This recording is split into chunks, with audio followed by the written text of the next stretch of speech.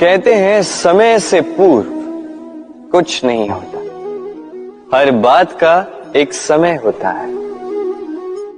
समय से पूर्व न सूर्योदय होता है न सूर्यास्त होता है। समय से पूर्व पौधों में न पुष्प खिलते हैं न फल।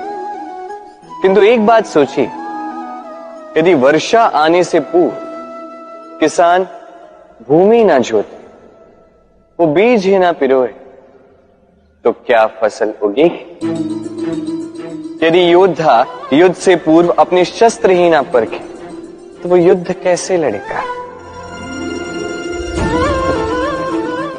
इसका अर्थ ये है, समय आपका जब आना है तब अवश्य आएगा, किंतु तब तक ये महत्वपूर्ण है कि आप स्वयं को उसके लिए सज्ज रखें, क्योंकि ये अवसर, ये शब्द बोलने में जितना छोटा है, ये आता भी उतने छोटे समय के लिए है और फिर निकल जाता है। अब यदि अवसर आपके हाथ आ जाए और यदि आप उसके लिए सज्ज ही ना हो, तो आपको सफलता कैसे मिलेगी? तो आप उचित समय की प्रतीक्षा कीजिए, उस अवसर की प्रतीक्षा कीजिए, किंतु तब तक निरंतर प्रयासों से स्वयं को और सक्षम बनाते रहिए, क्योंकि सफलता आपकी प्रतीक्षा कर रही है। बस उसके लिए सज्ज रहिए। राधे राधे।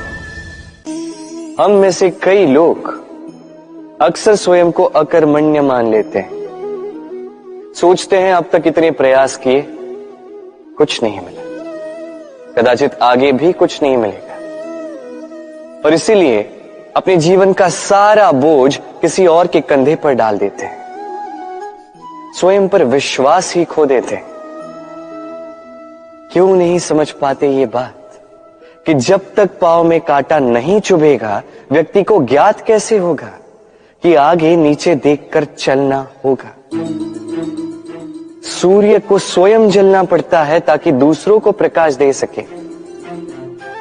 रात्रि के अंधकार से लड़ने के लिए चंद्रमा को आकाश में अकेले चलना पड़ता है। नदी अपनी यात्रा कैसे बनाती है, अपना मार्ग कैसे बनाती है? इन चट्टानों से लड़कर बनाती है। यदि आप स्वयं आपकी सहायता करने में सक्षम नहीं रहे, तो निश्चित रूप से आपका यह जीवन व्यर्थ ही है। स्मरण रखिएगा, इस संसार में अपने जीवन का भार अपने ही कंधों पर उठाना पड़ता है। दूसरों के कंधों पर केवल शव यात्रा चलती है, और इस संसार में जीवित वही है जो आत्मनिर्भर है।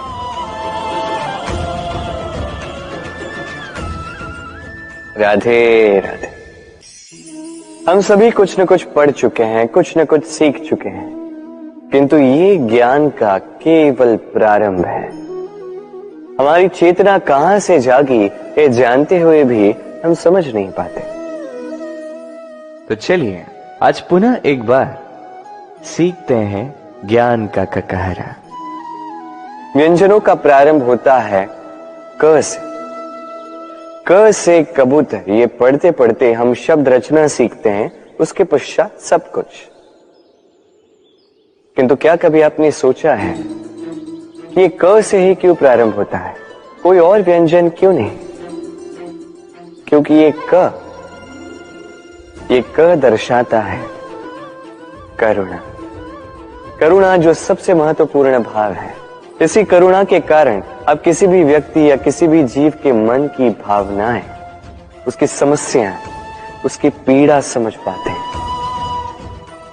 करुणा ही है जो प्रेम को जन्म देती है। करुणा ही है जो विवेक को जागृत करती है। तो क से करुणा यदि आप सीख गए, तो ज्ञा से ज्ञानी बनने में अधिक समय नहीं लगेगा। राधे राधे।